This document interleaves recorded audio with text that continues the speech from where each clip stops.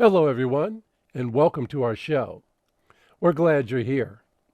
I'm Cal Carson, and I'm on the board of directors for the Rosedale Community Players. RCP was developing a show when COVID shut everything down. This set was for that show, which RCP intends to perform once it's safe to do so again. I urge you to consider attending live theater again when the time is right, but in particular, consider seeing the show that belongs to this set. It's called Making God Laugh by Sean Grennan. If all goes well, perhaps it can be performed in October or November of 2021. You can get details at www.rosedalecommunityplayers.com.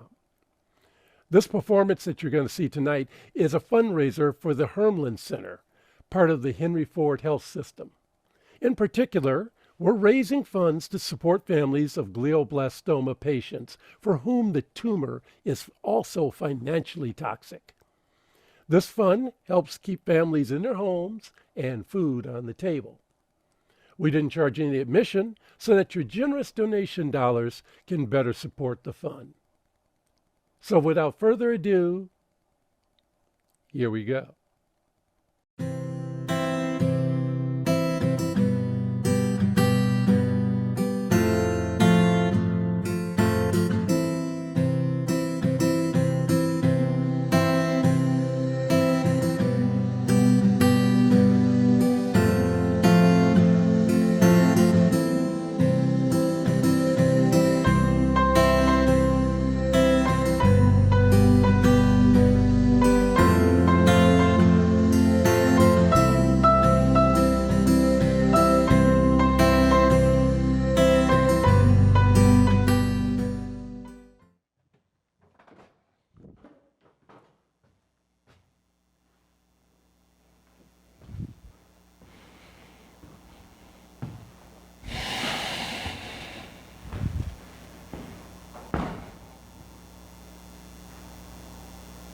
Here we go.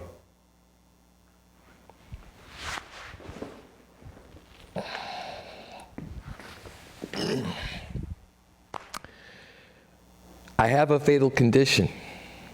We all do. It's called life. Everyone who starts out alive ends up dead. We're all going to die. Now, I bet most of you don't want to think about that. Maybe some of you are like, yeah, whatever. But really, I think you're missing out. Death. It's the one thing we all have in common. And it's the one thing our culture pretends doesn't exist, knowing full well that it does. Now, people don't want to talk about it, let alone think about it. And when circumstances force people to talk about it, they use euphemisms. So-and-so passed away. He's gone home. We lost him. He's resting. He's sleeping with angels. Or wait, is it soaring with angels? And sleeping with the fishes.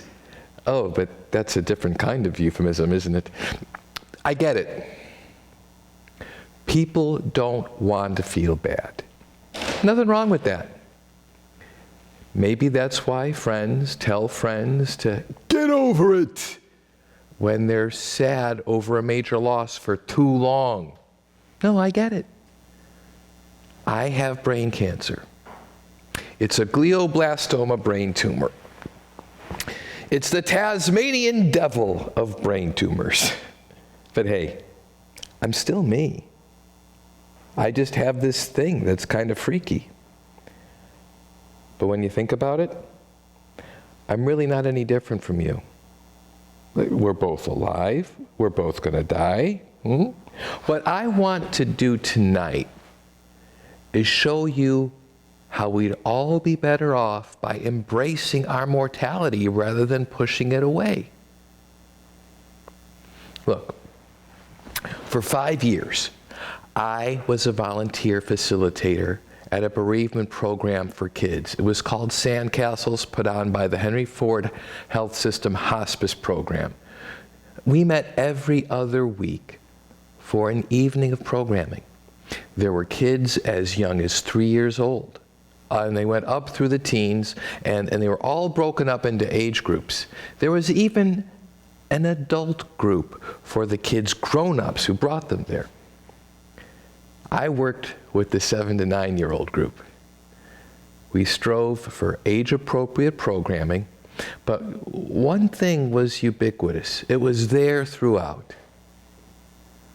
Words have meaning. Euphemisms for death are confusing for the kids. I mean, especially the youngest. Tell a little kid that grandma's asleep and isn't going to wake up. They're going to be afraid to go to sleep. And why do we shy away from dead? No, it's not because the kids can't handle it. No, they're resilient. They can. It's our grown-up discomfort. Now, if you've lived long enough, you meet death. Someone you know, someone you're close to, a co-worker, a friend, a family member. They die. They have that thing that nobody wants to talk about. They die. And you find yourself on a grief path, with or without guidance, and you're on that path. But don't ever let anyone tell you to get over it.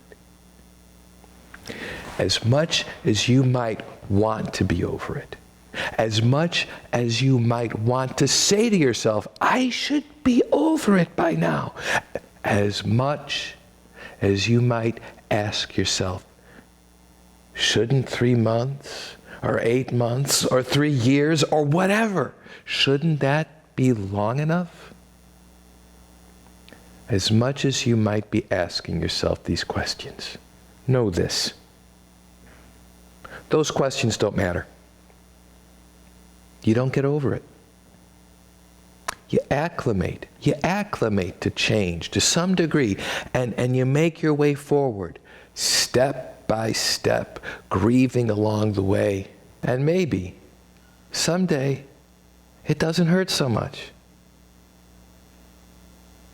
I still miss my dad. He died 32 years ago. I was 23 years old. Does it hurt now like it did then? No. But I carried a feeling of weird wrongness for years after he died. And I still wish I could show him what I've done. Hey, Dad. Look what I did. I got married to Margaret. She's some kind of wonderful, isn't she? I know, right? Better than winning the lotto. And we made these great kids, Dad. We made these great kids. And look, Dad, I'm a lawyer now. I'm a lawyer, yeah. And I argue these cases in front of these judges, and I go to this court, and I go to that court. And look at that, Dad. And look at this. And look at the other thing. And look at that. And he can't. Maybe he can. But that's a leap of faith that doesn't satisfy, like seeing him see me do stuff. Well, here's the hardest thing I'm going to say to you all night. At least for me. My family is going to experience my death sooner rather than later. So if they're going to face it, I damn well better face it too. That's it. It's all easy and downhill from here. And it'll be a bit of a bumpy ride, sure, but I promise you're going to like it before we're done. So just hang in there. Here we go. I was diagnosed with a glioblastoma brain tumor in the occipital lobe of my brain, back here. Now, most people Most people who get this type of brain tumor die within 1 year of diagnosis. 1 year. This smaller part, that's the number of people who survive 1 year. 62% die within that year. 84% are dead within 2 years. Now, if you can make it to the 3-year mark, your survivability chances get better. At 3 years, 9% of that original group are still kicking around. At 4 years, 7%. And at 5 years, 5%. At 10 years, 3%. Put another way, each year, a smaller amount of the survivors die. So, the longer you make it, your chances of making it longer improve. There's no cure. There are only methods of treatment that deter tumor growth. I mean, they don't prevent it, but they slow it down. This thing on my head, it's not just there to look pretty. It's an Optune device. You know, it's a great example. It's a mitotic therapy. It emits an electric field into my head. It's called a tumor treatment field, which is such a densely scientific technical term, tumor treatment field, that we call it TTF for short. If the TTF catches a tumor cell in the act of dividing, mitosis, remember biology class? The TTF messes it up. Now remember how the teacher explained that the chromosomes all line up in 2 identical lines, and then the cell separates? The chromosomes get positioned in those lines by these little tugboat-like things. And they move them into position. And then the tugboats push them apart and to make one cell into 2 cells. While the TTF messes with the tugboats. It disrupts the division, prevents 1 cell from becoming 2, and maybe even kills the cell trying to divide. Now, if the TTF reaches the cell, that's the if. So it slows down the growth of the tumor. But sadly, it won't wipe out the tumor. So, maybe I have a month, maybe I have a year, maybe I have years. We won't know until, boom, it's happening. That's why every 2 months I go get another MRI to look for tumor signs. Now, if ever there was a time to get the most out of life without wasting time with negative feelings, well, this is it. So how did I get here? I thought you'd never ask.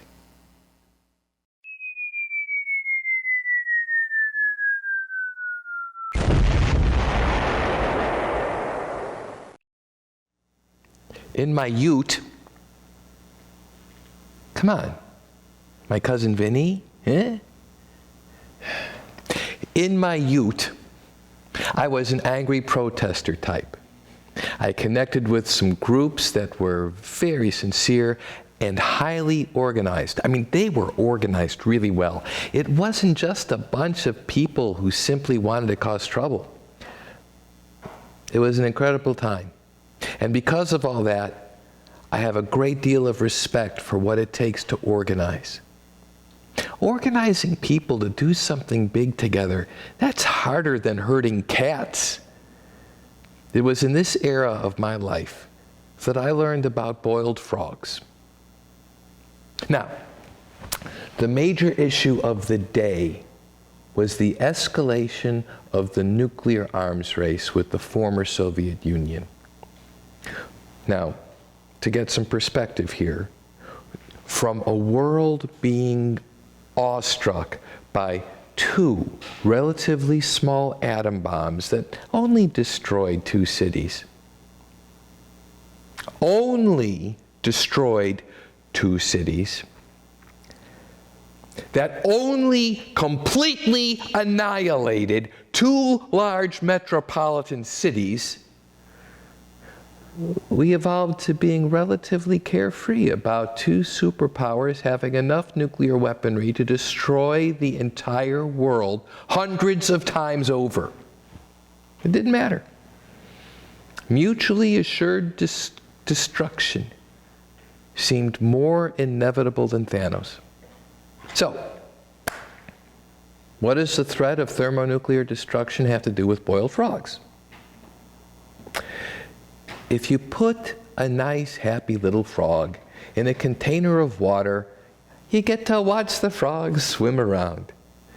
Now, make that container a pot of lukewarm water and put it on the oven over a very low heat.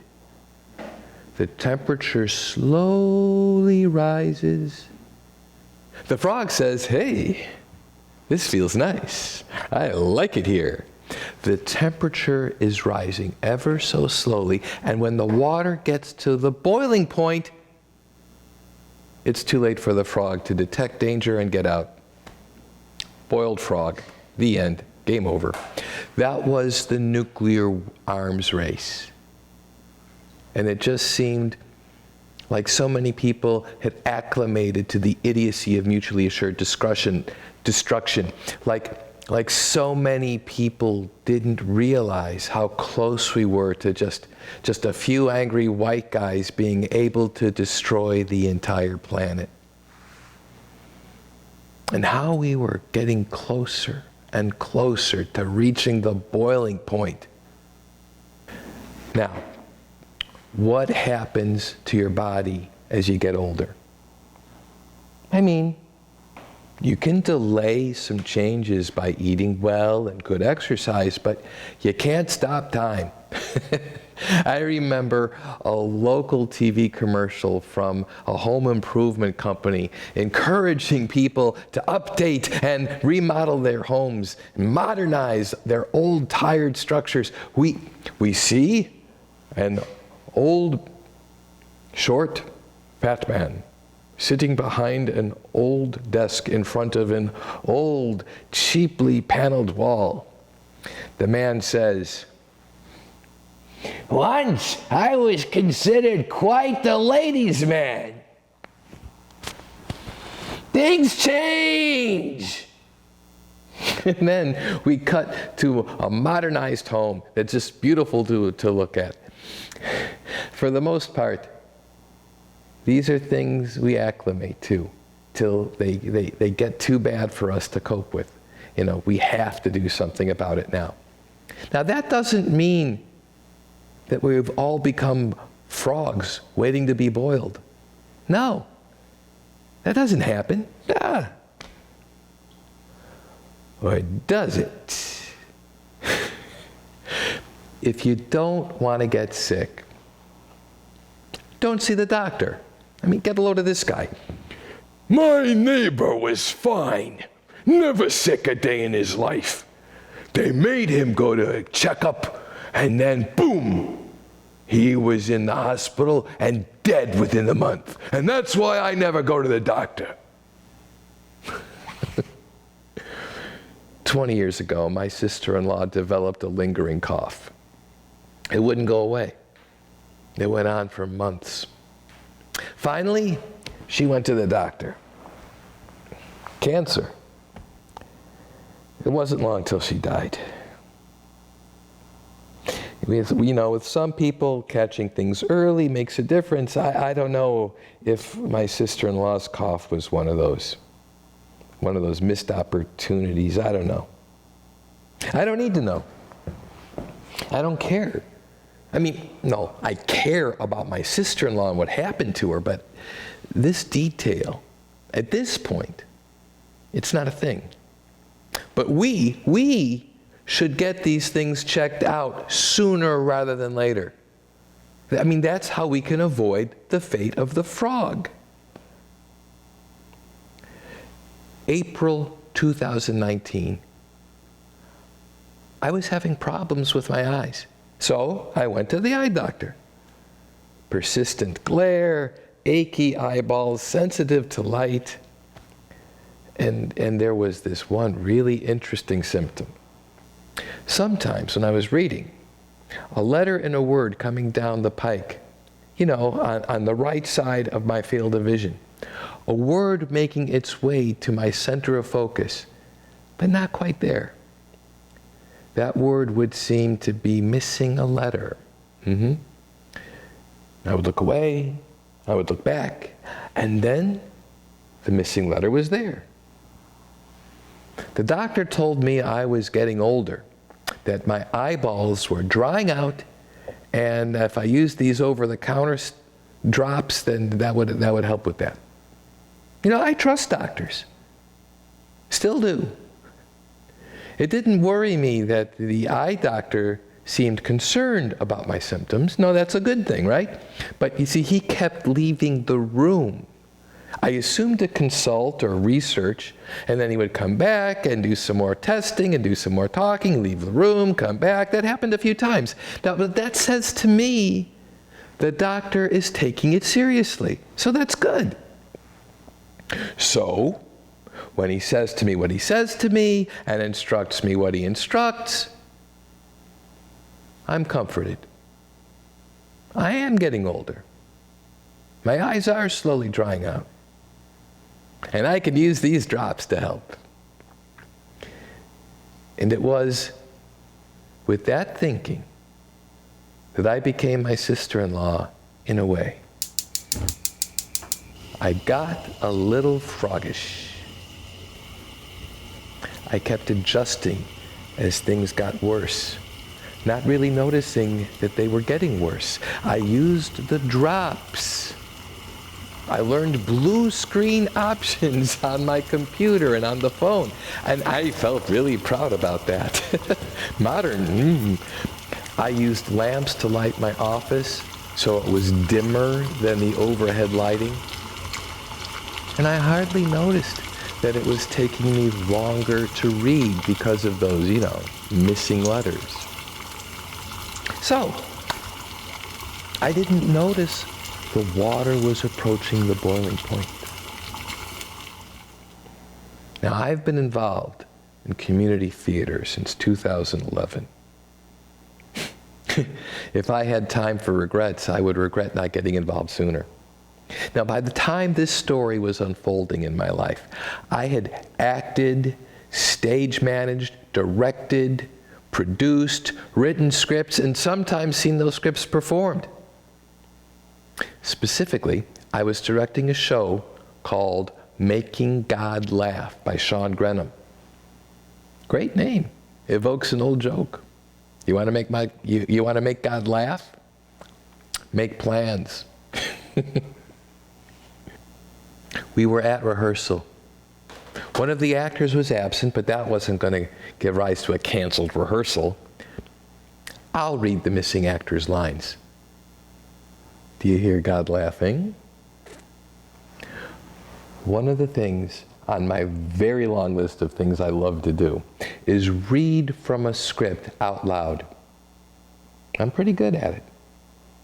I love reading with natural inflection and even giving different voices to the different characters when I'm reading multiple roles.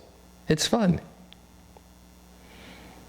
But just a few lines in, and I very quickly learned I could not read from the script at the speed of speech.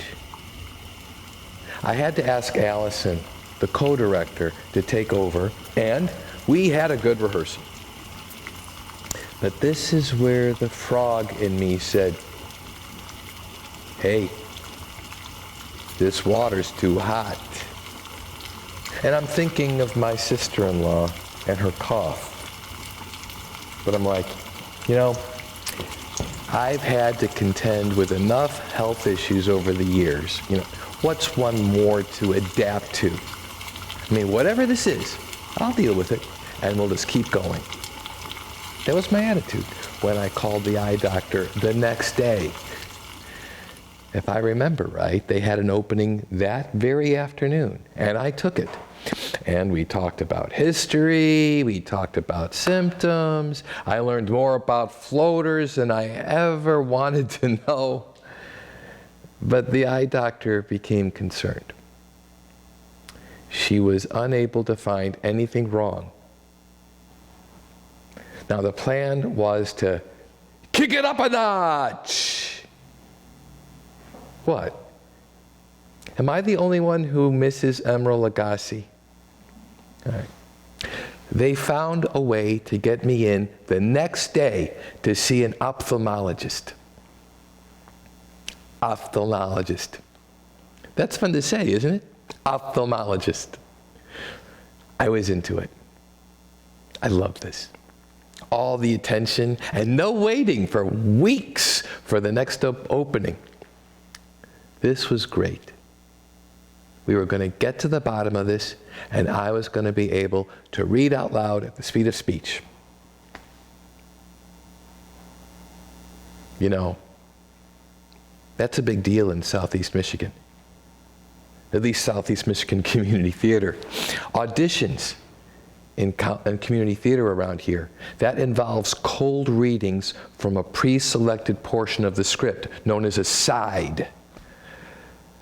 I can do pretty well with a cold read when I'm auditioning, provided I can see the words and read them at the speed of speech. I can't audition, not like this. Like that's the worst thing. Stupid frog. After 3 or 4 pleasant hours or so many interesting tests, the ophthalmologist tells me that they have objectively confirmed a vision impairment and are able to even give me a diagram illustrating just exactly the area I have trouble with. There are 2 immediate observations of note. 1, the impairment impacts both eyes. Now usually these things happen to one eye or the other, but not both. It is rare. It is rare for it to impact both eyes the same way. 2, the other observation was there was nothing observably wrong in either of my eyes that could explain the symptoms. The ophthalmologist suspected it was brain-related, and she wanted me to get an MRI. Aha, I said. It's all in my head. But I'm bum.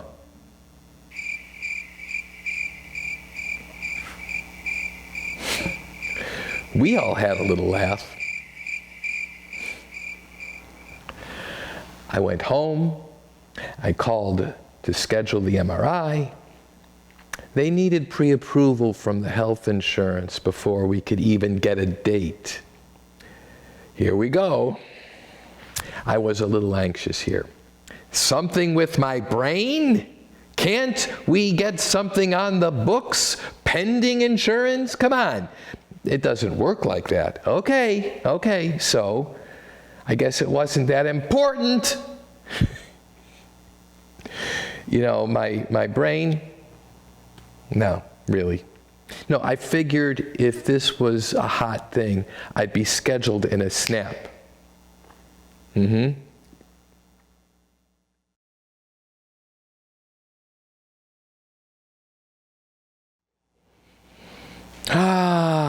The before times.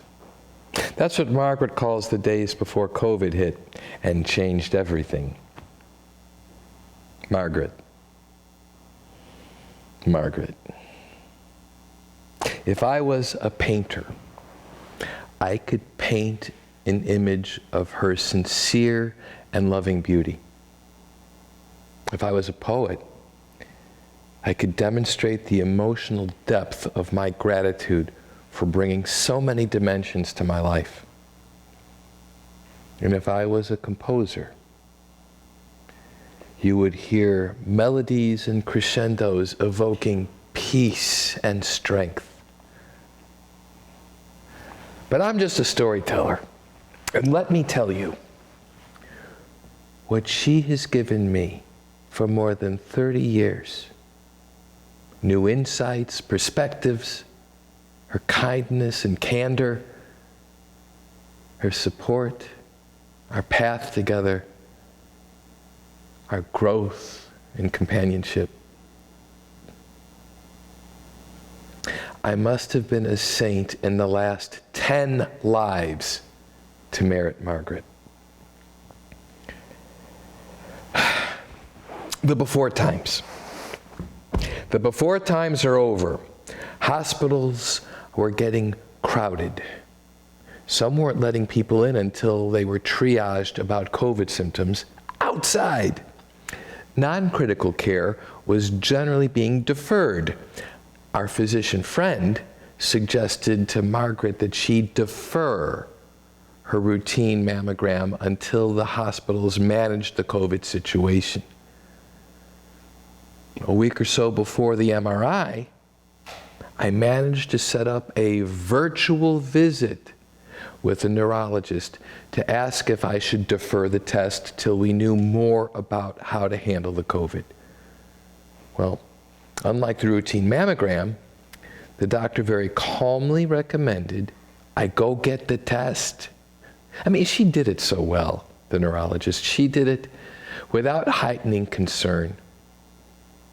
It was likely a very slow-growing benign tumor. I mean, more scary tumors grow quickly. This has been over a year. I mean, the whole reason for doing it was just to see what was going on, and the sooner we knew what was going on, the sooner we knew what to do to deal with it, and that's all.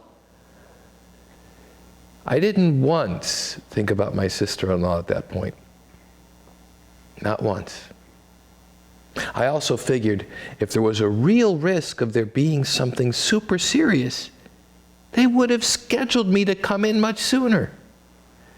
It didn't concern me that the doctor said, go get the MRI. I mean, it was what I wanted to do anyway. It was scheduled. Scheduled. We do what's on our schedules. The facility was not an emergency room or a hospital, for goodness sake. It was more of a medical building filled with specialists' office. COVID patients wouldn't be there. I ignored the fact that there was an urgent care walk-in clinic right there in the front door. No. I came up in the unplowed winter streets of Detroit neighborhoods. Like everyone else around me, we got up early, we dug out of the snow, and we went to work. Just like Gunnery Sergeant Tom Highway in Heartbreak Ridge, a Clint Eastwood movie from the 80s. I know. A movie here, look, a movie that resonates, that works, has a theme. Heartbreak Ridge has a theme. Now, here are some other examples. Roadhouse with Patrick Swayze, and My Favorite Year with Peter O'Toole. I mean, one thing all three of these movies have in common is a theme. They present approaches to living life. Now, in Heartbreak Ridge, it was about adapting, improvising, and overcoming all obstacles to move forward and accomplish the goal, including coping with aging and rolling with the changing cultural values. In Roadhouse, it was about meeting adversity with personal integrity, even when one's antagonists lie, cheat, and steal.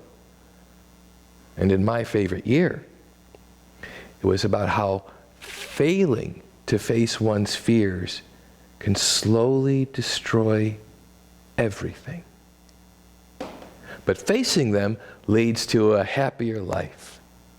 So, adaptation with tenacity, struggle with integrity, facing fear with honesty. Some might call this honor.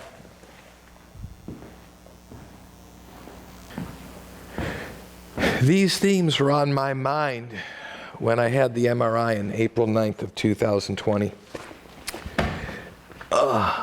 It was about 45 minutes, and it was filled with a series of very loud noises.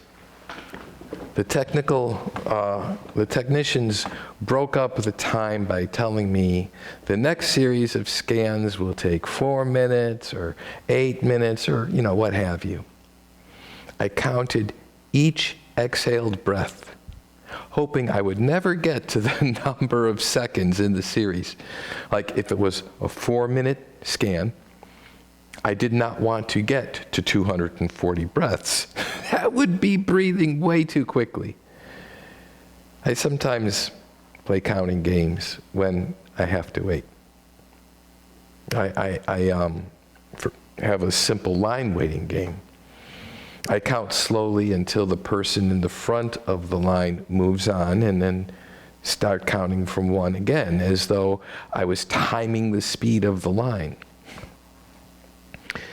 I've been able to draw on a lifetime of waiting to help me get through the MRI.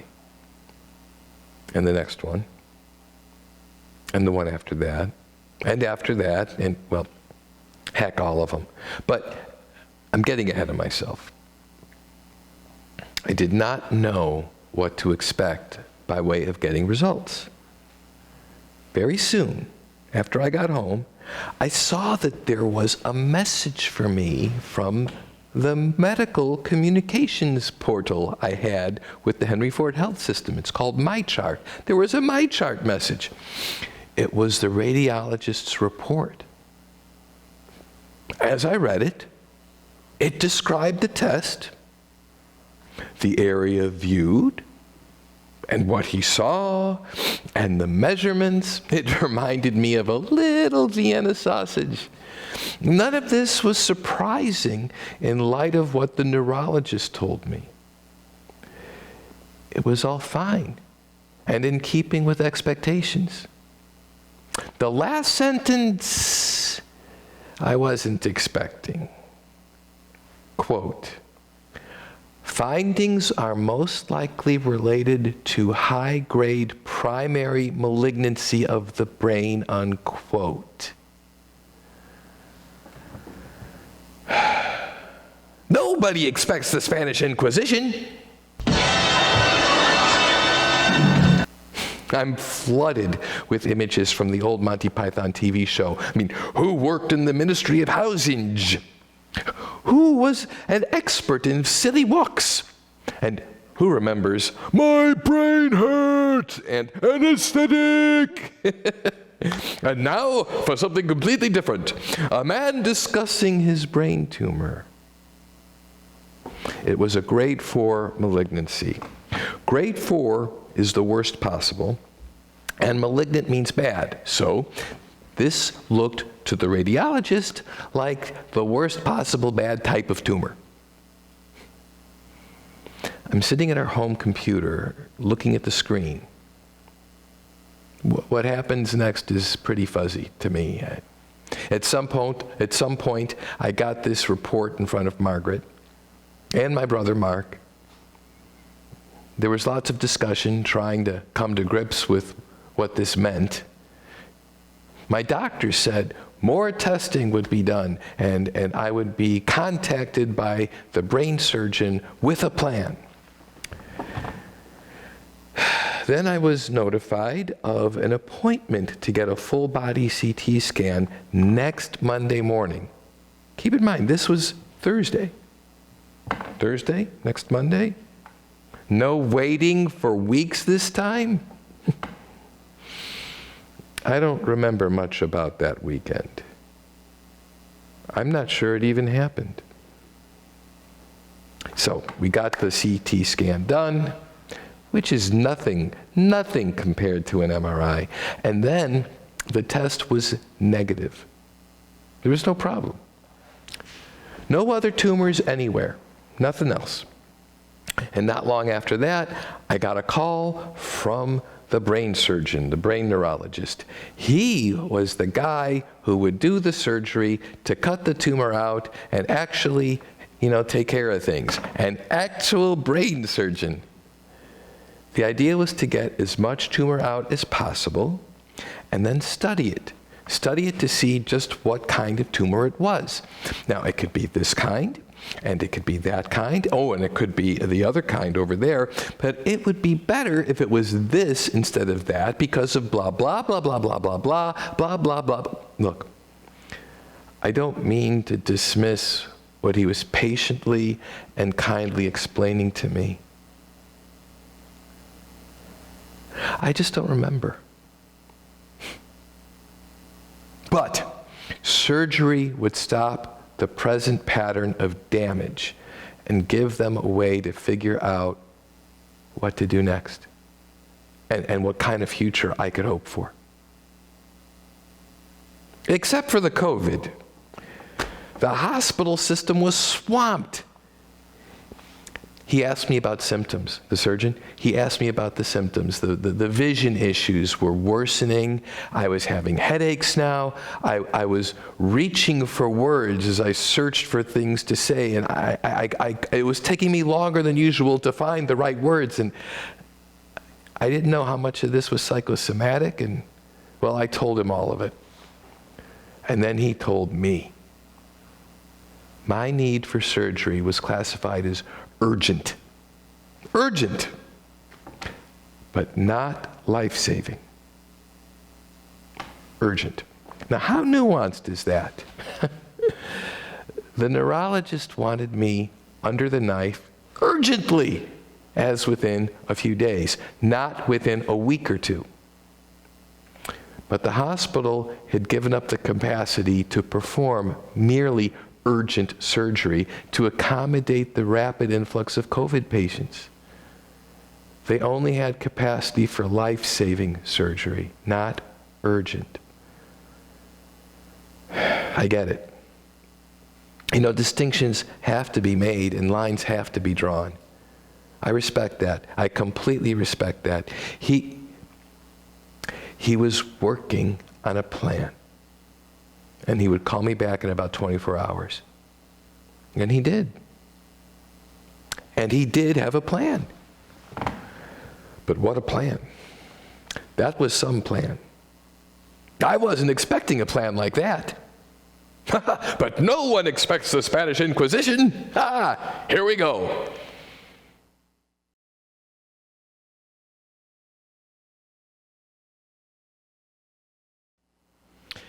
I was getting treatment at the Henry Ford Health System, one of the two giant health systems in Southeast Michigan. They have lots of locations all over and a very deep bench of skill sets. The neurologist advised that he did not call the other major system in our area because they were just as swamped with COVID patients too. He reached out to that giant cutting-edge university hospital in Ann Arbor, Michigan, but no room at the inn. I asked him about the other hospital systems around here, but he said they tend to refer these kinds of cases to the two big guys who were, wait for it, you guessed it, swamped. He had hoped to get me through whatever obstacles prevented him from operating on me. But that didn't work. But he knew a guy out in Grand Rapids who was great. They agreed to the concept of seeing me, making their own evaluation, and if they concurred, operating on me urgently. Heartbreak Ridge. Improvise, adapt, and overcome. I should expect a call that day or the next to set things up with the Grand Rapids people. And the call came within just a few hours. We set up the appointment, got some very detailed directions and COVID protocols to follow. And Margaret could not come in the building. So we've got a 2-hour drive, just one way, an indefinite amount of time for the appointment, and then a 2-hour drive back. with no bathroom access for Margaret.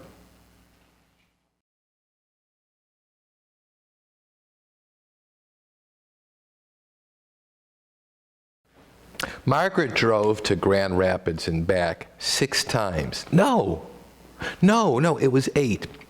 Twice on the day before the surgery, twice on the day of the surgery, and twice on the day of discharge after the surgery, and a week or so later to meet in person with the doctor who did the surgery. So, the first day, here we go. The doctor and I met. He looked at the available MRI imaging, hoping more better complete imaging would be transferred from the Henry Ford system. It helps with the surgery. He agreed with the urgency and looked into things. Yes, they could operate the next day. Wasn't there a line from The Wizard of Oz? Go away and come back tomorrow. We were already prepared for this. We had already spoken to the staff, about getting admitted now, and they explained that minimizing hospitalization time required that admission be on the day of the surgery. If we wanted to avoid all the driving, we could get a hotel room, which we found laughable. At that point, we had no sense that hotels were COVID safe, and it was only a 2-hour drive, one way.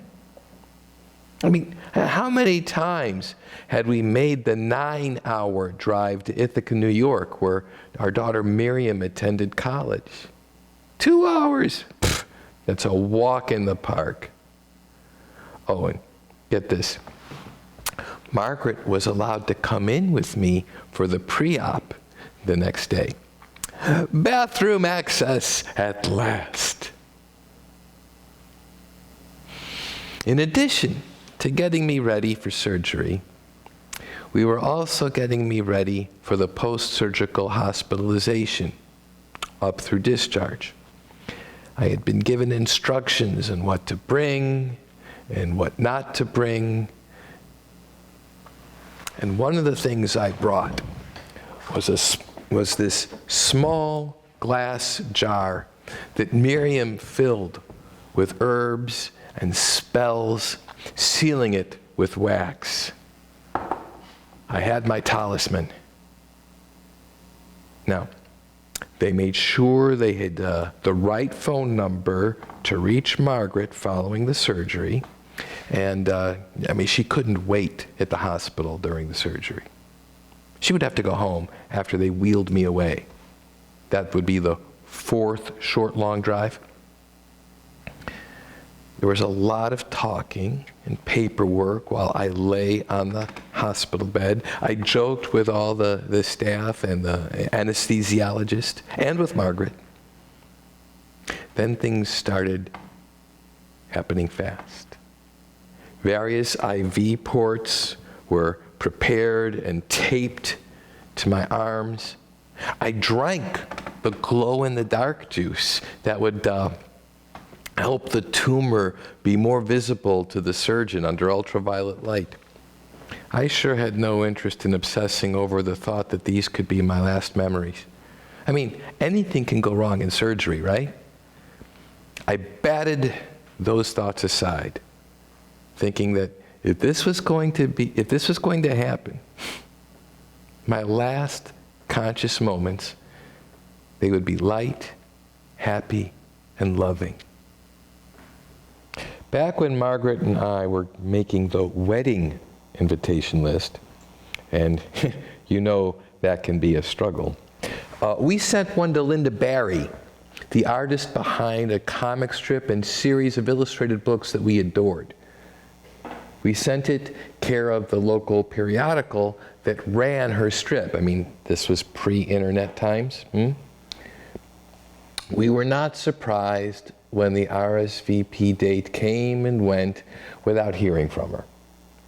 We got married, had a fun honeymoon, half Cedar Point and half Stratford, roller coasters and Shakespeare's. It was a blast. Time passes, and then the RSVP card came back from Ms. Barry. She explained that the invitation caught up with her at some point in a cross-country road trip, and that she was sorry she couldn't make the wedding and hoped it had blown our minds. She drew her stylized hearts and flowers and one of Margaret's favorite characters on the RSVP card. She was a little girl named Marlies. Ms. Barry drew Marlies, smiling, holding up a fist salute, and saying, "Right on! Peace to Margaret! From Marlies! Marlies!" A real and sincere note from a nationally syndicated artist celebrity. It was so cool. It's framed and lived on the wall in our home for years and years and years. Then the first anesthetic was administered. Now things were going real fast. They were going to wheel me to the operating room, so Margaret and I hugged as best we could with the IVs and made our goodbyes. I think. I don't remember. Anesthetic! When I woke up, I had no memory of the operating room, and I felt cheated. I'm always interested in that. But still, I had my compass points. Light, happy, and loving.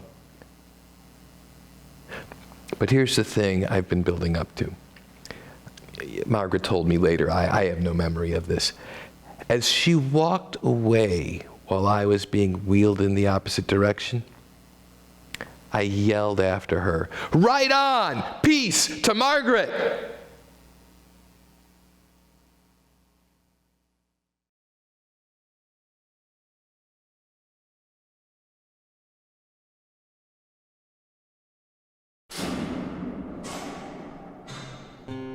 I found a really small little lump, it'll go away. It didn't go away. And then I went in for a biopsy. They said it's invasive ductal carcinoma. And I just immediately thought, I'm going to die, this is going to kill me. They removed the lump, and then I went through radiation, and then I found another lump. 6 rounds of chemo, 19 rounds of radiation. Of course, I had surgery at the very beginning of that journey. And before you know it, not only do you have cancer and you're trying to figure out if you're gonna live through that, but then you've got, all these bills. Well, all the nurses wear the T-shirts, and I asked them one day what it was, and they said that it was Game on Cancer and that they help people who are having financial problems. There was some confusion about the bill paying and some bills that looked the same. And by the time I realized that, I was getting collection calls. I talked to Game on Cancer, and they stepped in and paid one of my mortgage payments. Game on Cancer paid a car payment, and they paid my taxes. It helped a lot. It helped a lot. The impact of Game on Cancer and what we're able to do for our patients is immediate.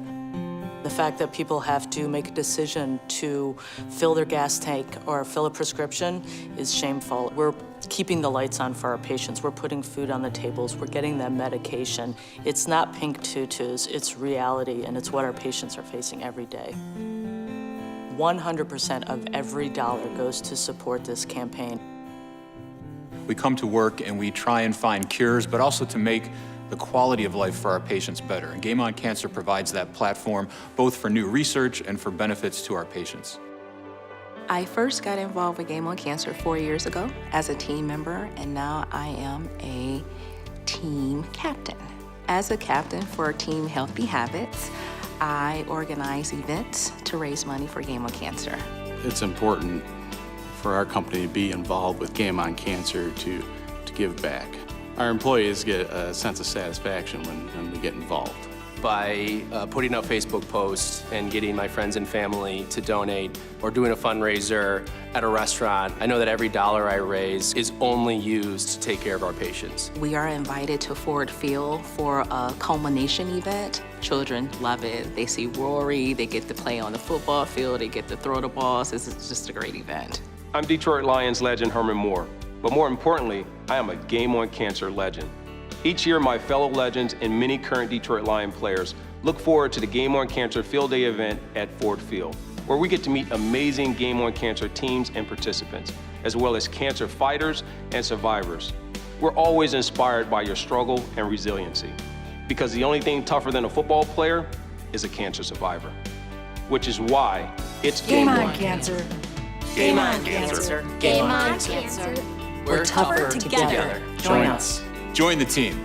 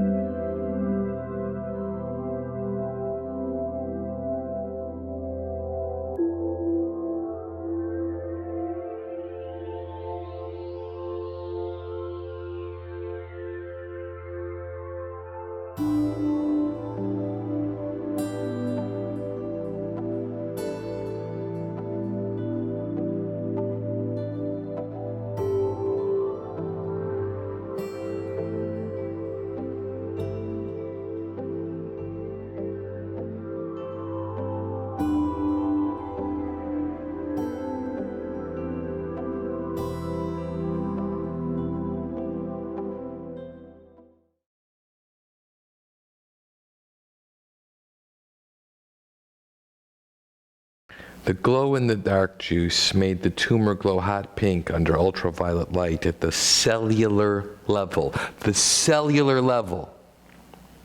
The surgeon used a microscope and a microscalpel to get every cell he could see. I mean, within reason. Thanks to this juice. The side effect made my skin extremely sensitive to light for about 48 hours. So the lights in my hospital room had to stay off. And they taped black garbage bags to the windows because the blinds let too much light in. I only remember a few things from those first days.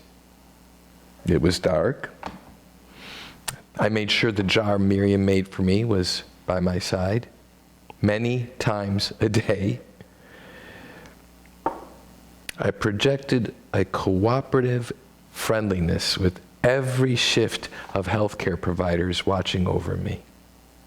I didn't want to be the grumpy or downer patient that they helped because, you know, it was their job and they were professionals. No, I wanted it to be the positive, appreciative, and hardworking patient that they affirmatively wanted to help and feel good about themselves. The other bed in the room was empty. I guess no one else had glow-in-the-dark juice that day. So I encouraged them to use my room as an unofficial secondary break room where they could, open up their flasks without worry. I encouraged them to seek out and join community theaters in their area. And I think I slept a lot. I don't remember being bored. I don't remember much. I mean, I had my cell phone, and I spoke with Margaret. She told me that the surgeon had called her after the surgery to tell her how things went. And what I remember most is trying to keep track of the names of my dedicated nurses for each shift and trying to be the fun, cooperative patient for them. The next biggest memory is navigating the walk to the bathroom with my IV tower and helpers, marveling that I couldn't really walk. It was more of a shuffle. The staff were awesome. But no one brought a flask. True. It was a dark room and I was sleeping a lot, so who knows? Sometimes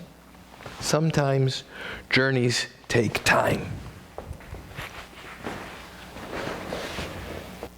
My dad's mom, Grandma Esther, she came to this country when she was 16. She left her family in Łódź, Poland, and traveled alone to meet a few of her older brothers who had already come over. She traveled alone. Today, it's an 8-hour flight, roughly, from Łódź to New York City. Now, I imagine she had to travel over land to water and take an ocean liner across the Atlantic. Now, Łódź is a major city, so I think it's reasonable that she got on a train from there. But she lived on a dairy farm outside of town. So she had to ride a wagon into town, wait for the train, ride it, probably transfer a few times till she got to some port to board a ship to the United States. I wonder how many national borders she had to cross to do that. Did she have to wait a few days to board the ship? I mean, once she got there? And where did she stay? And she was doing this all alone, without any expectation of ever going home ever again. She's 16 and just said goodbye to her parents for good. How long do you think this took?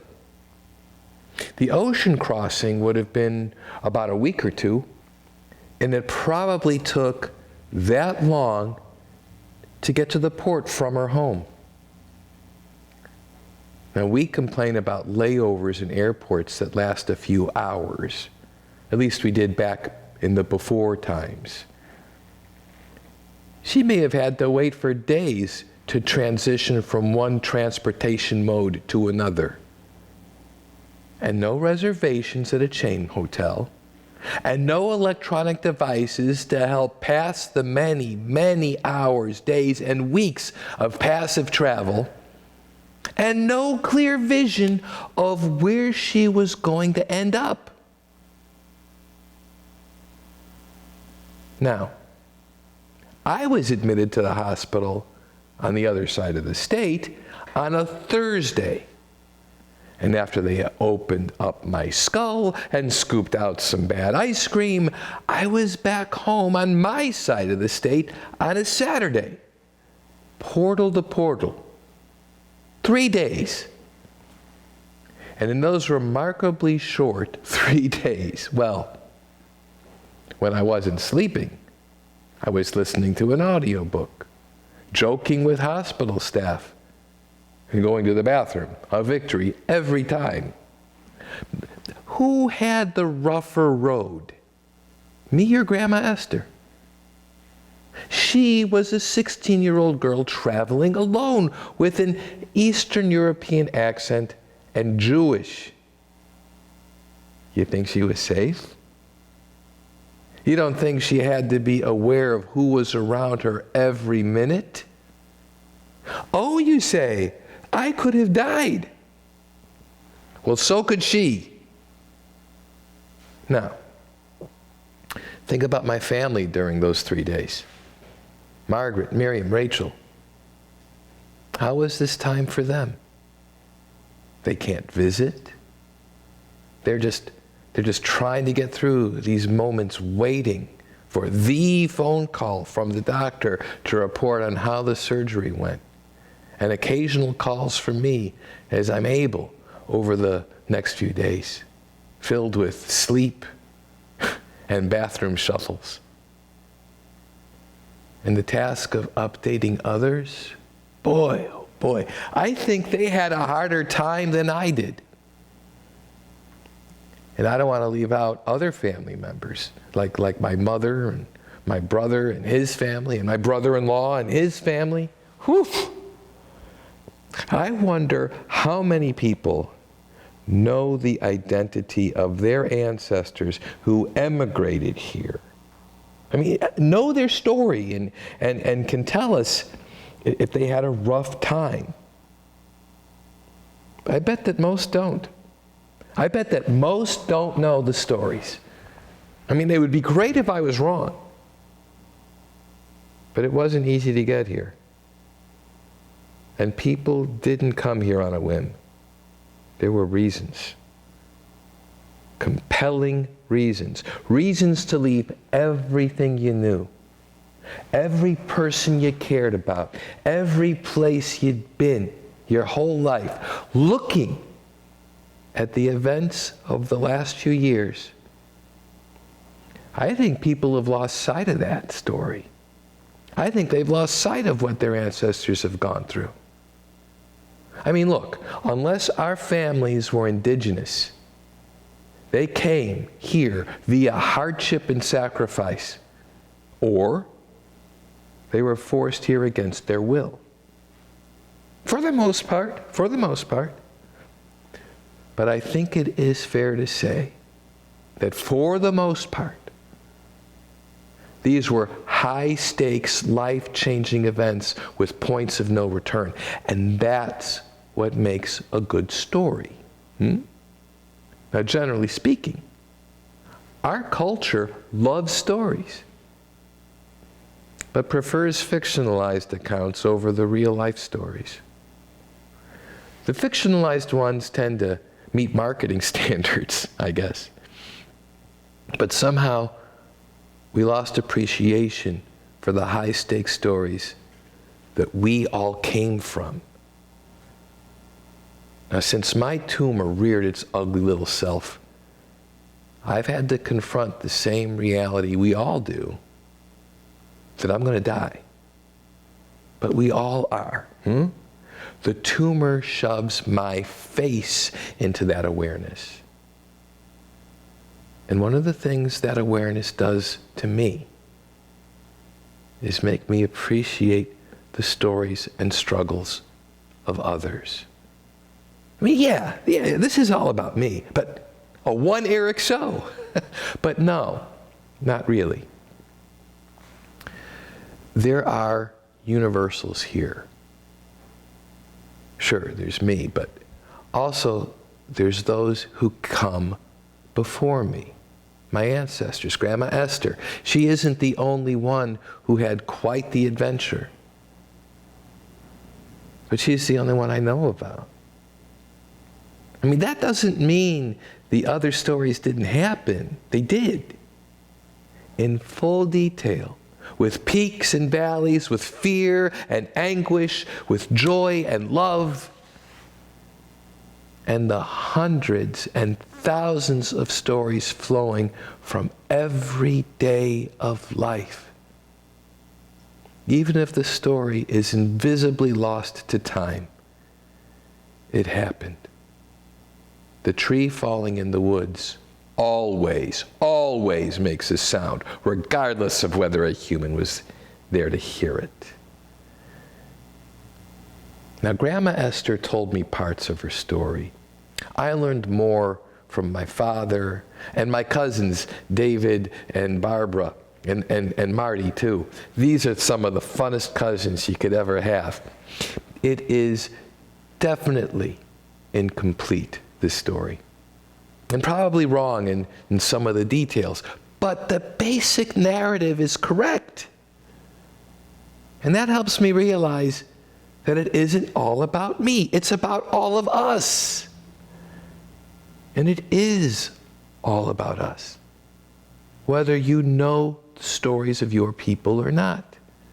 Look, if Grandma Esther, as a 16-year-old girl, can adapt, improvise, and overcome to become the matriarch of a large family filled with huge personalities, I can do this.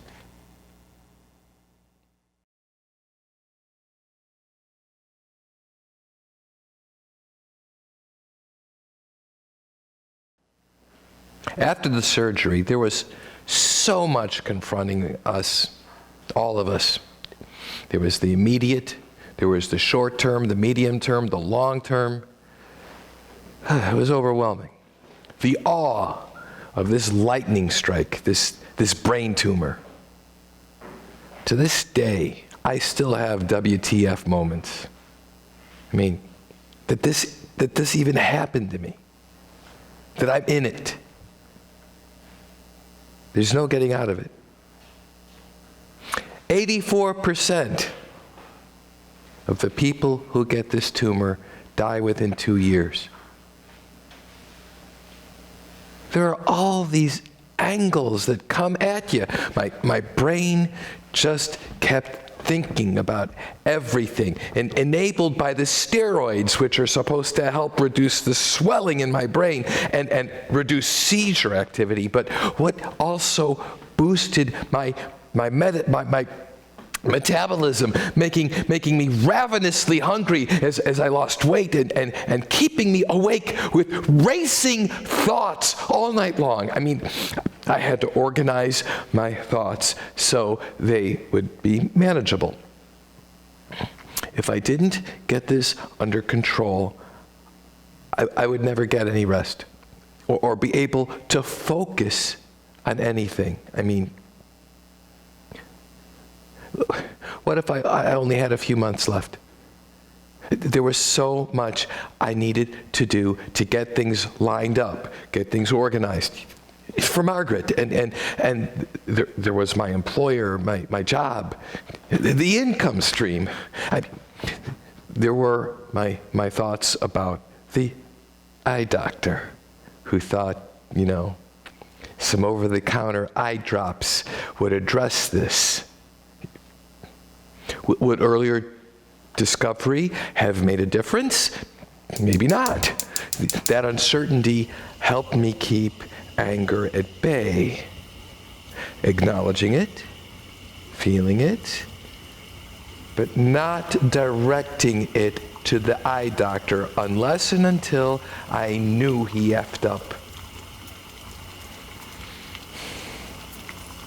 And how will my children, my newly adult children, deal with all this? Was it too late to extend the expired term life insurance? I mean, and the finances, and the medical bills, and the vision impairment, and the loss of independence, and my job, and Margaret, and whatever happened to growing old together? And what about, and stop! I had to get my mind under control. First things first. I broke my immediate situation down into 3 boxes. 1, post-surgical recovery. 2, residual tumor response. And 3, dealing with impaired vision. Let's just start with box 1, shall we? Post-surgical recovery. Here we go. Upon waking up in the morning, I'd be pretty tired from the fitful sleep. I mean, not only all the thinking, plus there's the steroid side effects. And taking them in the middle of the night, anyway, after orienting myself to consciousness, I would text Margaret that I was ready to go downstairs. And she would stop what she was doing. She would come upstairs and get me, helping me walk to the stairs, and then taking the steps literally one at a time. She was always downstairs before I woke up in those days. I mean, she needed to get things done. I mean, before the day started rolling, and that was her only real chance. And after a week or two of this, she asked me to please stay upstairs until a certain o'clock to ensure that she had a chance to get some work done. It took us a while to figure things like that out, but we did.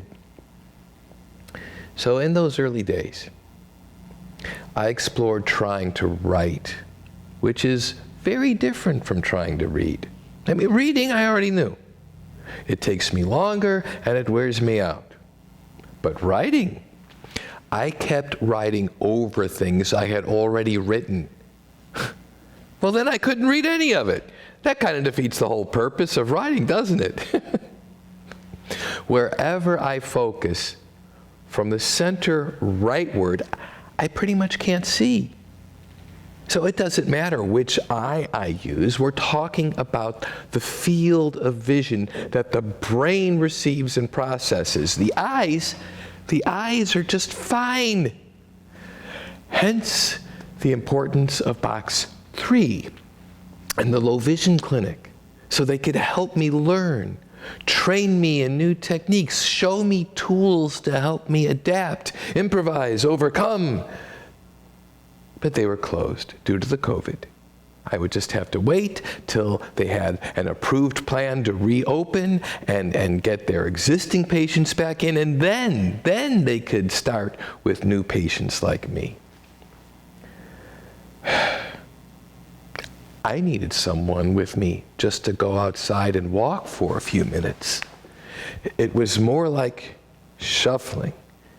And in a few minutes, I might make it from one driveway to the next. After a week or so, Margaret and I took the big nervous step of me walking by myself. Every day, I struggled to recapture things that I had lost. I wanted my autonomy, and I got it. I was scared but determined to start making my own breakfasts, and later my own lunches. Every day I clawed back to get more activity recaptured. My spheres of capacity were increasing every day. And I felt the joy of victorious accomplishment every day. Every day. And in that respect, it was a wonderful time. I felt stronger and powerful because I could go to the bathroom standing up and take a shower without assistance. I mean, both of those things took a while. But this was just box 1, post-surgical recovery. It was during this box the bulk of the attention came in from friends and peers. And I credit all of that. I credit the cards, the calls, the gifts, the texts, the attention, the prayers, the good wishes. I credit all of that for the phenomenal recovery I had from the surgery. And the support of Margaret and Miriam, who were taking care of me and themselves every day. And the daily calls from Rachel, who wished she could be there, and from my good old brother Mark and my mother. I mean, keep in mind that Margaret was working, and Miriam was finishing up a semester at college remotely. And both of those things have huge, high-stakes stories around them. In some respects, just moving forward with each day was a Herculean effort. The struggle of adapting to a new lifestyle due to the COVID is something everyone can relate to, but add this on top. I'm just blown away at how they kept going day by day. They were just amazing. Now, it took maybe 6 weeks to get box 1 checked. I had substantially completed recovery from surgery. It was wonderful. It was an accomplishment. It was over. And that was really just another beginning. That was just a tiny bit terrifying. Box 2 is very different. Now, after I had recovered enough, we started the first phase of residual tumor treatment. 6 weeks where every day I took a tiny dose of chemo medication and went in for a radiation treatment every Monday through Friday. My appointments were early, very early, sometimes as early as 7:30. Now, the tricky part is there were rules. To make the treatment most impactful, the radiation treatment, I had to take the chemo meds a half hour before the zapping. And I had to take the anti-nausea medication an hour before I took the chemo pills. And there were rules about how much time should pass after I eat and take the nausea pills, and how much time I had to wait to eat until after the chemo pills. And it was actually pretty complicated. I remember getting up super early to make a piece of whole grain toast with crunchy unsweetened peanut butter, and then going back to bed. And that would just have to tide me over till I was clear to eat after we got home from the radiation treatment. Boy, is this different from take 2 pills and call me in the morning.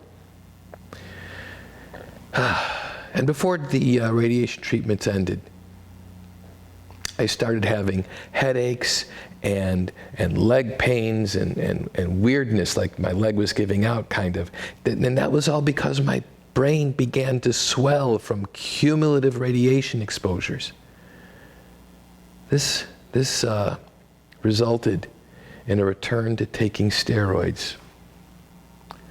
That made sleep a problem, but boy, did it do wonders for my plaque psoriasis. It's very complicated. Larry Rink, my favorite Larry, he was going through a lung transplant process while I was going through this. And that's way more complicated. I mean, dealing with rejection. And not the regular kind of, rejection that happens between friends, but no, his immune system doesn't like the new lung. So, as he put it, we all keep trading one problem for another.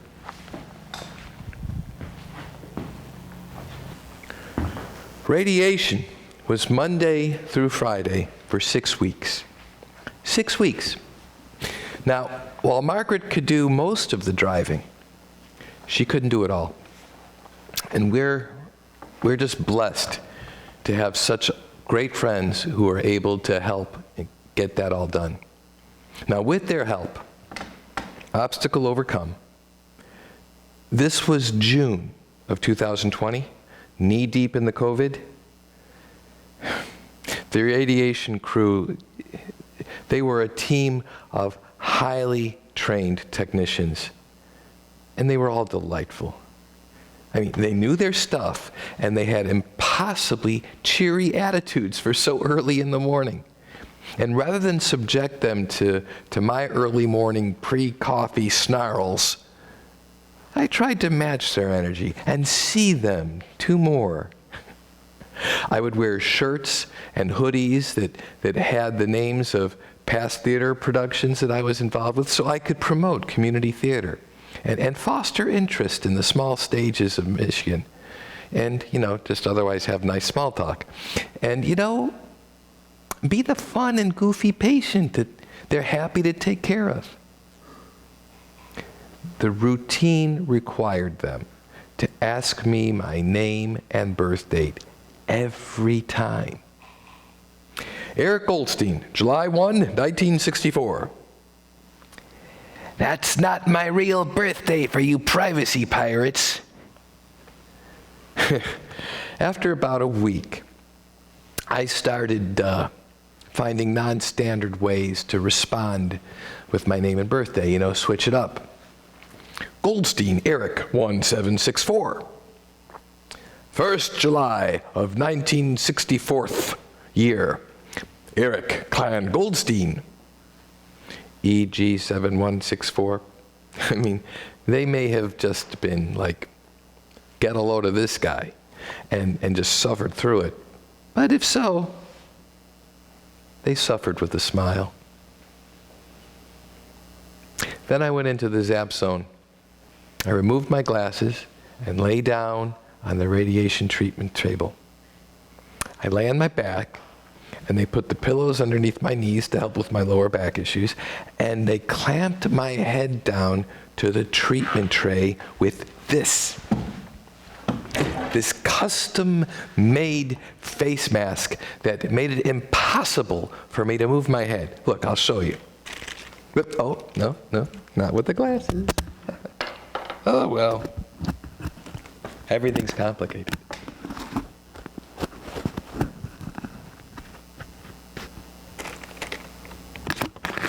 Like this.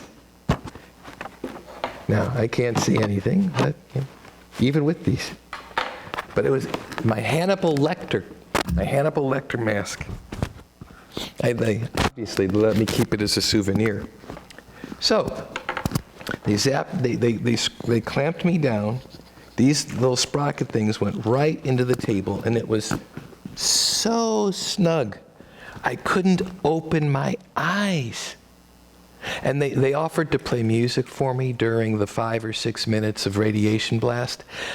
I asked for different things every time.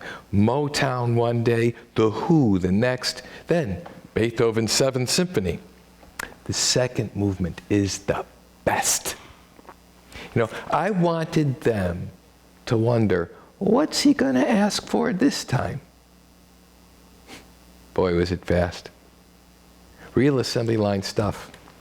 I mean, a true Motor City thing. We got me in, they strapped me down, they confirmed coordinates, they left the room, and zap!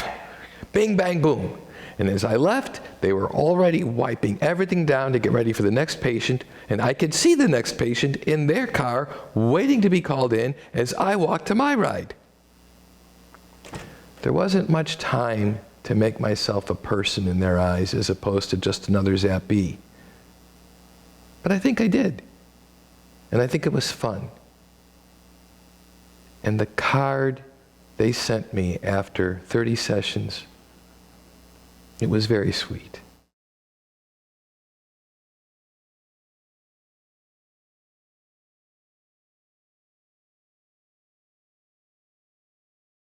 So, box 1, post-surgical recovery, filled with glory and victory. Check. Now, we have the long slog of box 2, living with the tumor. This is different, way different. There's no glory. The big victory is when there is nothing. That's good. But it's not the same as accomplishing or building or taking back like we had with the first box. Well, early in the COVID, as we stayed home, I tried to add some levity to the world, posting a dad joke on the Facebook every day. Between the MRI and going in for surgery, only a few people knew what was going on. So that's when the punchline, "It's all in my head," took on new meaning for me. I posted that in some dad joke shortly before the long, short drive. I mean, literally, this is all in my head. So is the waiting. We wait a lot. We wait our turn. We wait for the next episode. Your call will be in the order it was received, so you have to wait. We wait in lines, or at least we used to before the COVID. Like restaurants, we wait to be seated. We wait to order. We wait to eat. We wait for the check. We wait for the next paycheck. Lots of waiting. I wait for the next MRI every 60 days. And all it's going to show is whether tumor cells have grown enough to be detected. A test that shows nothing, well, that's wonderful. That's the best possible outcome. But it doesn't mean I'm cured. It doesn't mean I'm free of this. It only means that the tumor hasn't grown large enough to be detected by the MRI scan. That's it. The neurologist overseeing my care, Dr. Tobias Walbert, he's a wonderful doctor. He's from Austria, and he is quite charming. I like him. Early on, I asked him if tumor regrowth was inevitable. He said, "In medical school, they taught me to never say never and to never say always. So I will say tumor regrowth is highly likely to be inevitable." Isn't that fun to say in accent? Inevitable. So much more fun than the Midwestern English. Inevitable. Wow. Inevitable. That's much better. If he was a cowboy, he might say, highly likely to be inevitable. Certainly that's more colorful than the Midwestern twang. And if from London, highly likely to be inevitable. What? Dr. Walbert instills a great deal of confidence, and not just from his accent. But is it possible the tumor will never grow back? I guess anything's possible, but Dr. Walbert doesn't offer that hope. Highly likely to be inevitable. Well, like most of the lines we wait in, the thing we wait for, it eventually comes. The shoe is going to drop someday. But I'm not going to live my life waiting for it. No, he says that so defiantly, doesn't he? Get a load of him.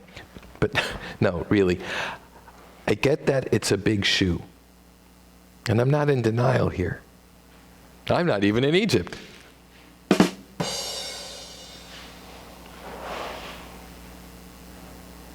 That was a dad joke. But I don't want to wait till the tumor comes. I want to live now. There's no waiting here. Maybe that's a gift from those who came before me.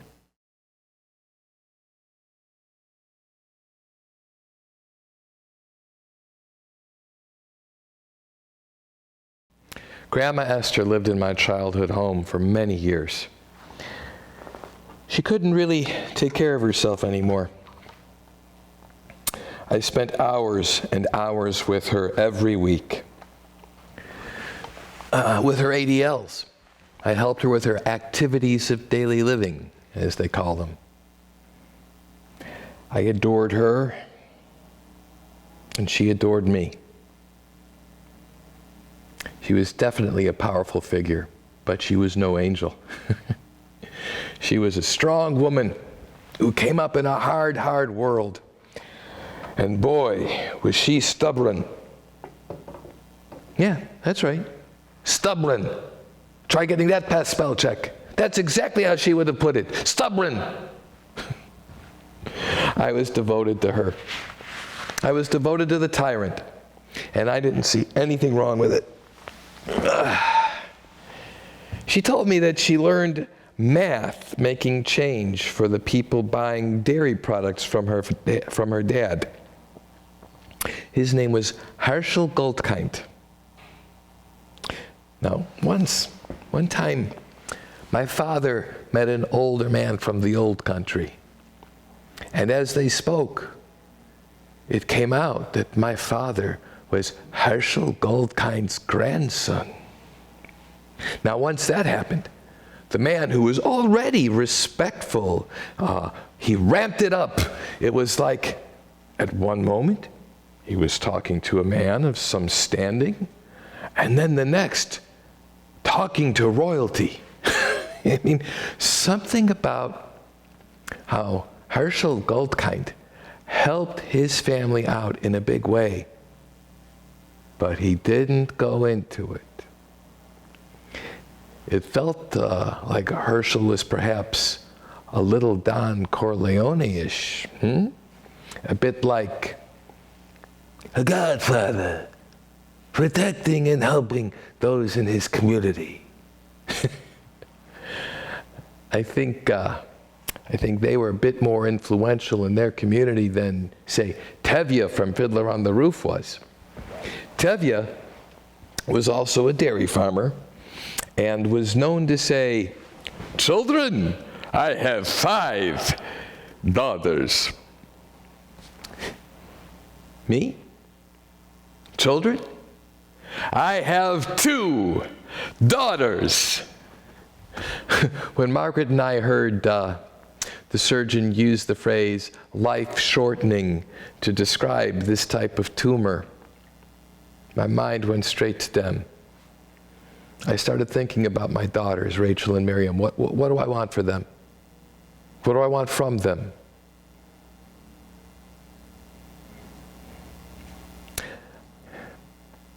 I have always looked for and then seen their potential and thrilled at their growth into who they are. What did Tevye want for his daughters? What did Herschel Goldstein want for his? I think about Margaret's father, Joe. What did he want for her? You know, when Margaret and I announced that we were going to get married, he smiled. That smile wasn't big, but it was deep, going all the way to his heart. So that was something. Well, we grappled with that phrase, life-shortening, during Margaret's long drive number 8, coming back home from the post-op in-person meeting with the surgeon in Grand Rapids. At that point, we had been told maybe 5 years. I had not yet learned the huge proportion of people who don't make it past 2 years, let alone 1. At that point, My oldest daughter, Rachel, she had earned a master's degree in social work and was working in her chosen profession. She was building a life with Evan, the engineer. Currently, they bought a home and are planning a wedding. Now, Miriam was in her senior year of undergrad, pursuing training in her chosen profession in the world of theater arts, and attending a wonderful school to position her for success and opportunities in that world. That world which was shut down by the COVID. But I can tell you that without any prompting from her parents, she is thinking and planning and getting ready for what she's going to do after she graduates, even though her world is shut down. Now, I look at who she is. I look at her skill set, her abilities to use the past and the present to inform her vision of the future. I just hope I get to see her walk far down that path. You know, while a father always worries about this and that, I fully believe in her ability to do all this stuff. And both of them, I'm very proud of both Rachel and Miriam. Hey, Dad, look what Margaret and I made.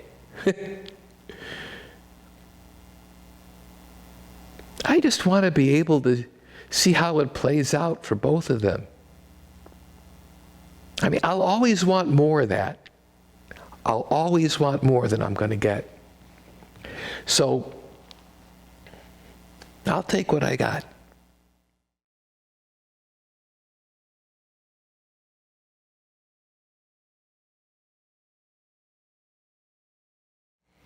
Miriam has a few standby jokes when there's a need for some filler. The one that comes to mind is, I was wondering why the baseball was getting bigger and bigger. Then it hit me.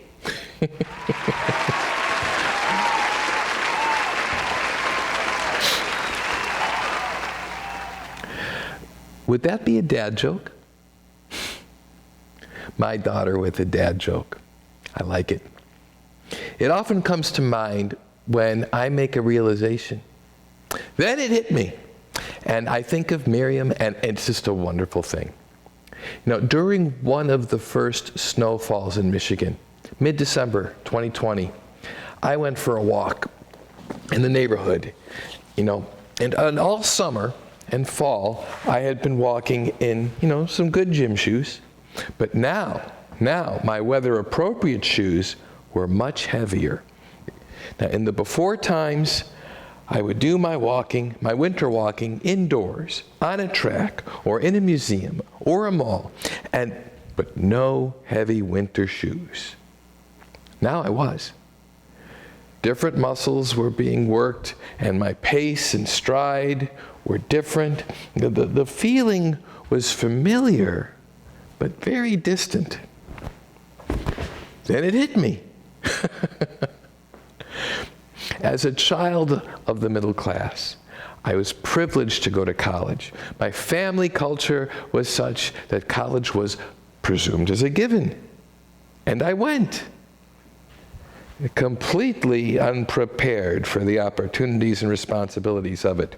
I mean, did I work hard and learn and study at a world-class university? No! Which is part of what can happen with privilege. I valued earning over learning and exploring over studying. So I had lots of jobs, I was politically active, and sometimes I went to school. And as a result, I did a lot of walking. A lot of walking. From job to meeting to apartment and sometimes to class. A lot of walking. Year-round.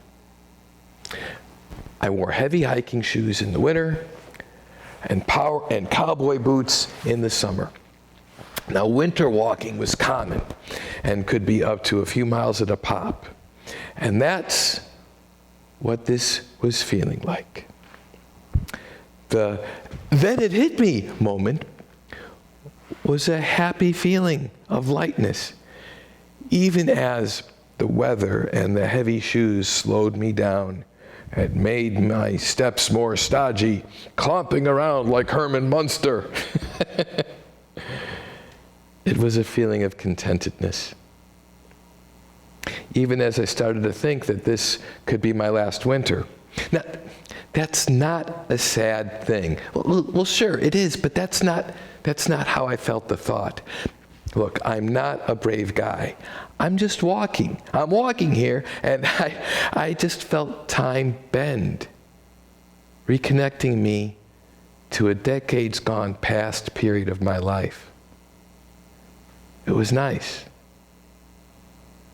I don't think that would have happened without the quiet, persistent knowledge that those little tiny tumor cells were there. The biggest unknown variable in my life.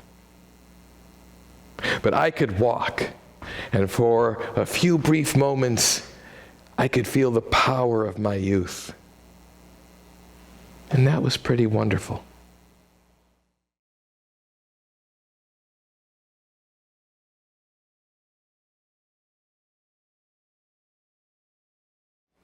Unlike box 1, the phenomenal, successful clawback from the surgery, there are no daily victories and triumphs in box 2. The long slog to whatever comes next. The excitement of wearing a Hannibal Lecter-like restraint mask to get radiation 30 times in 6 weeks, that was fun. But then what? Chemo pills for 5 consecutive days each month, and an MRI every 60 days. That's the routine. For how long? At first we thought, from now on. But after a while, we learned that the chemo generally stops after a year, 12 courses. But sometimes it stops after 6 courses, half a year. The chemo doesn't just attack tumor cells and make you feel crappy. It also attacks your bone marrow, and it challenges your blood supply and so many critical little things in your blood that help you fight disease and even scab over if you get a scrape or nick yourself shaving. They told me to avoid all sharps and to get an electric razor, because low platelets mean you can bleed out from a little scratch. Low white blood cells, weak immune system. They put me on this super strong antibiotic for just in case. But the antibiotic makes my skin photosensitive, so I have to hide from the sun. After a few weeks, the chemo course, well, that's when the blood counts plummet. So there's always something impacting energy level, either the chemo itself or the consequences that hit you a few weeks later. That's why I had to go in for blood draws every Monday. But it's just stuff. If this is the ritualized life to go through to detect and delay tumor growth, I'm all for it.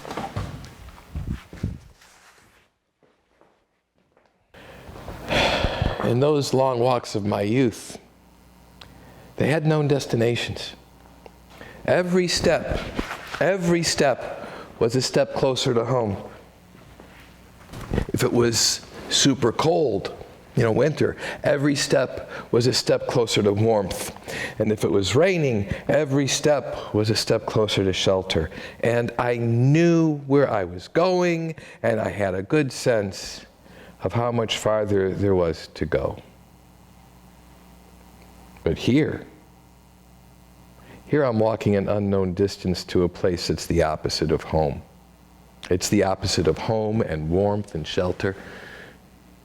But we all are. And I want the walk to be longer rather than shorter.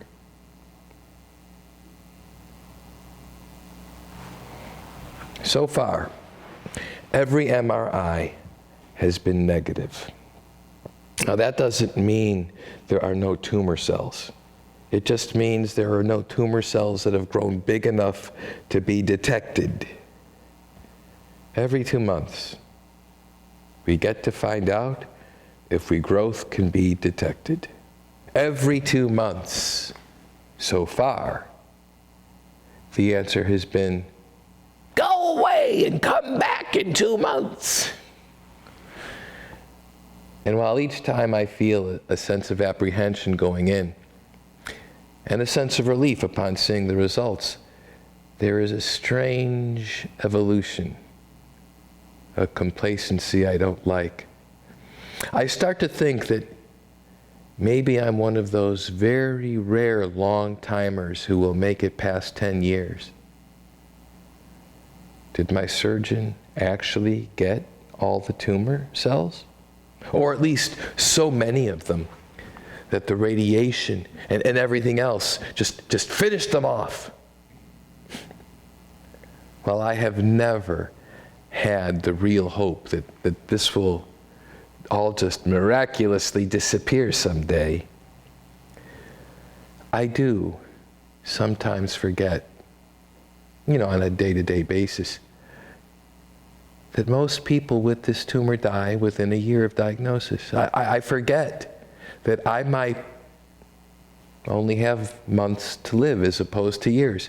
I forget that with each MRI we could see growth that dramatically changes everything we do for the next project. I forget all that. And I start to feel like I was before the tumor. That death was just a distant concept so far away that I don't recognize it as a thing that will impact my day-to-day life. This is the complacency.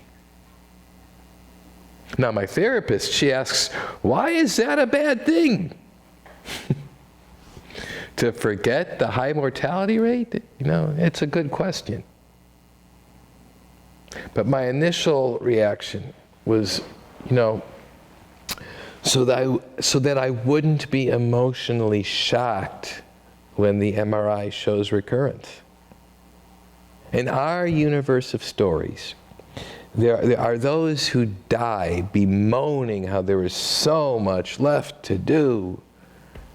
And there are others who meet their death with a sense of readiness and contentment. Of course, there are lots of ways to meet death, but I would like to do so with acceptance. I don't want to be gnawed by the feeling that I wasted my time and opportunities. I did enough of that in college.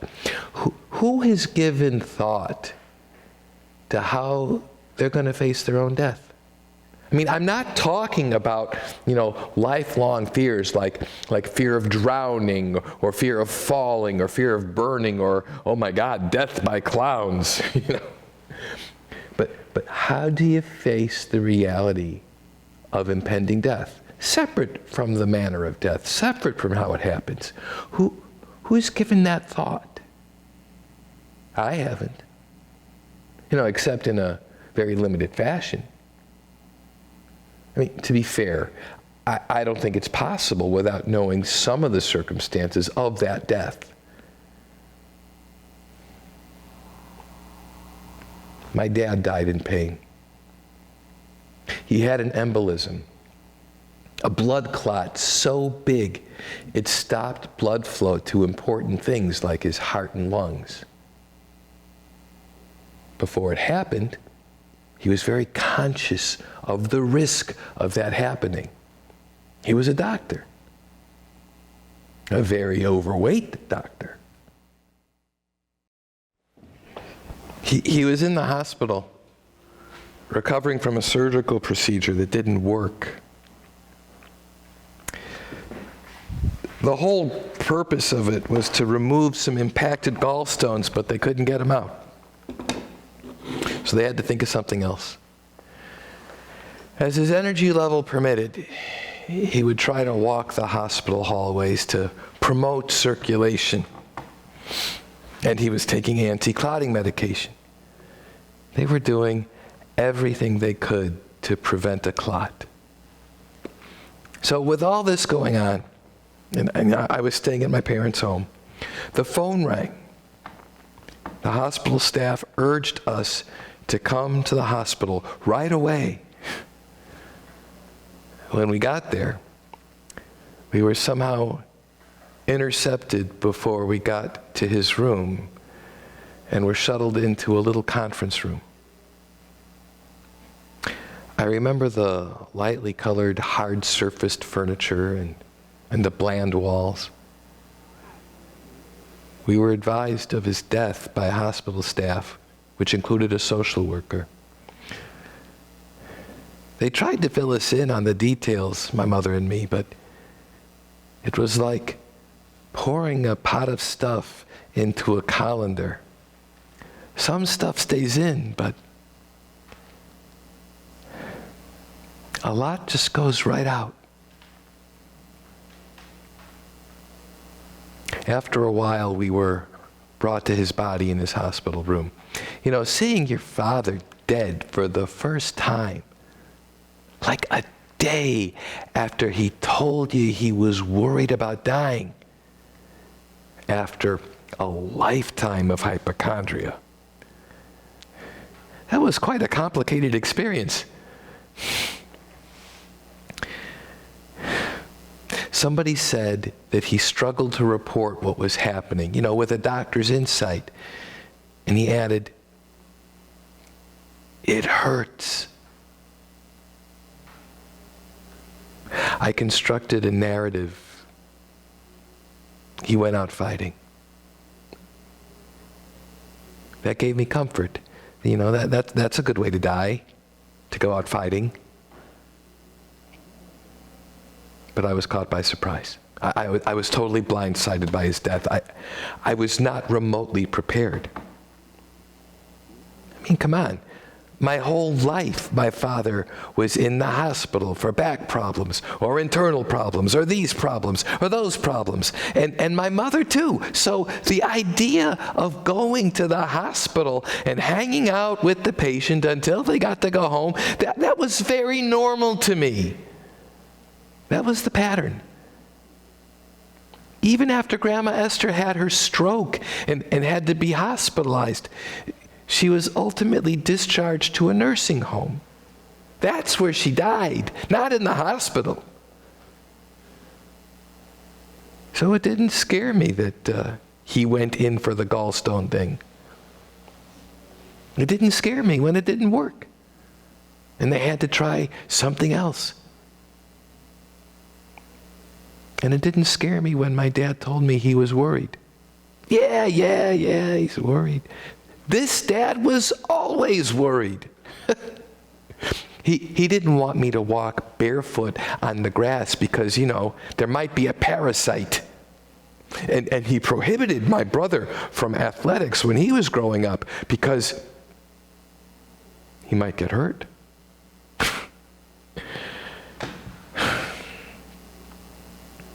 I guess you could say that he knew so much of how the human body could be injured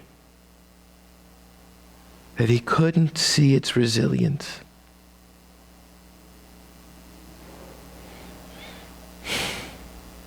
And I got some of that. When Rachel was a little girl, like maybe 3 years old, I stopped her from bringing a pine cone into the house. She looked so happy and proud with her pine cone. So of course, she asked me, why not? There might be ants in it, I said. Maybe she dropped it in fear. That was straight from my dad. Straight from his modeling. I'm sorry, Rachel. So yeah, when he said to me, he was worried, I was like, yeah, this guy. This guy heaves a huge sigh of relief when the sun rises because he actually doubted it.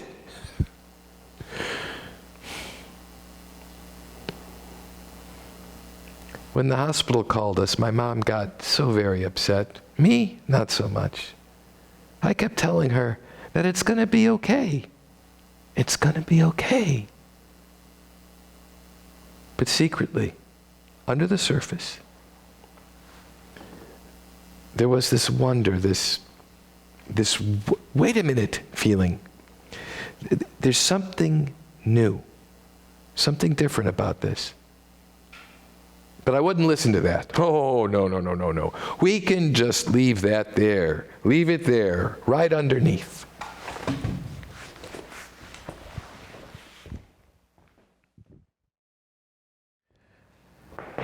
I guess now I just want to pay more attention to what's going on underneath. So I want to know more about the tumor, the treatment, and the traditional treatments, the clinical trials, the experiments, and I want to know why the Optune device is effective. You know, what things mean, what they tend to do. You know, not to become obsessed, no. Not to prolong anxiety, but to enhance the fullness of my present. I don't want to deny the present. That's where we live. I mean, if I'm lucky to not actually face the dramatic increase of symptoms, decline, and death that flow from tumor regrowth for 5 or even 10 years, then shouldn't I make the most of the present that I've got? Hell, shouldn't all of us? Why pretend it doesn't exist? It does. Pretending won't change that. It just leaves us unprepared when it arrives.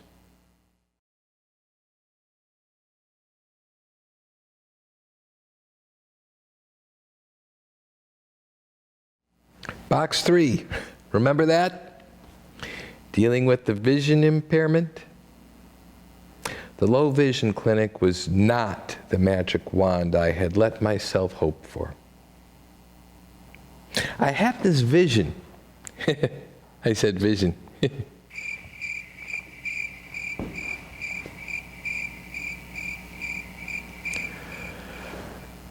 I had this vision that they would be able to tailor tools to my specific impairment.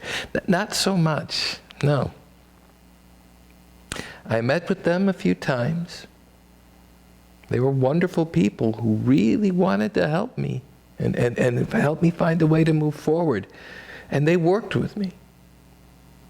I mean, based upon their experience after all the evaluations, they told me that the state of Michigan believed that my residual vision was enough for me to drive safely, which makes me a little more anxious about who they licensed to drive out there. But, you know, but no. I'm just going to have to acclimate to my limits and compensate for the lost vision on the right side of the field. Heartbreak Ridge. Now, the standard treatment for fighting the tumor, all of those standard treatments, they're done. For now. I've had all the radiation that is wise for my body to handle, and I stopped taking the chemo in the midst of the 5th course. I developed an allergic reaction to the meds, which is weird.